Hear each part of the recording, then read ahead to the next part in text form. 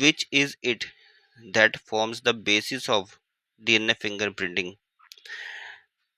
तो डीएनए फिंगरप्रिंटिंग्स का आधार कौन बनाता है या आधार क्या है ये बताना है।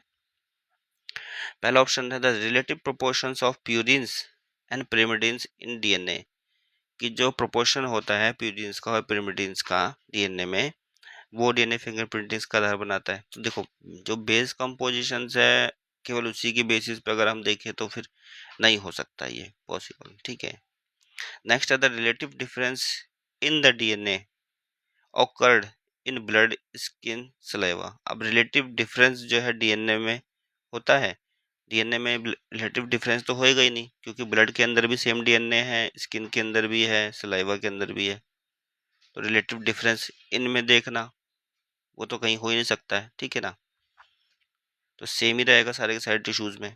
तो ये वाला स्टेटमेंट भी रॉन्ग है, ये भी डीएनए फिंगरप्रिंटिंग का आधार नहीं है। नेक्स्ट है the relative amount of DNA, कितना डीएनए का अमाउंट है in the ridges and grooves of the fingerprintings. देखो, जो फिंगरप्रिंटिंग है उसके जो रिड्जेस हैं वो तो डीएनए से रिलेटेड नहीं होते हैं, तो नहीं होते हैं, इसलिए ये स्टेटमेंट भी रॉन्ग है, ठीक है। सैटेलाइट डीएनए है फिर नेक्स्ट।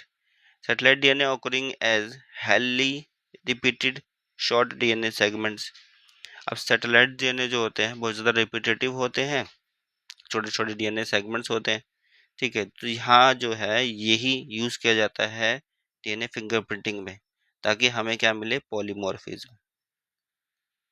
तो पॉलीमॉर्फिज्म को डिटेक्ट करने के लिए हम सैटेलाइट डीएनए का इस्तेमाल करते हैं, ठीक है। तो राइट आंसर आपका ऑप्शन डी है।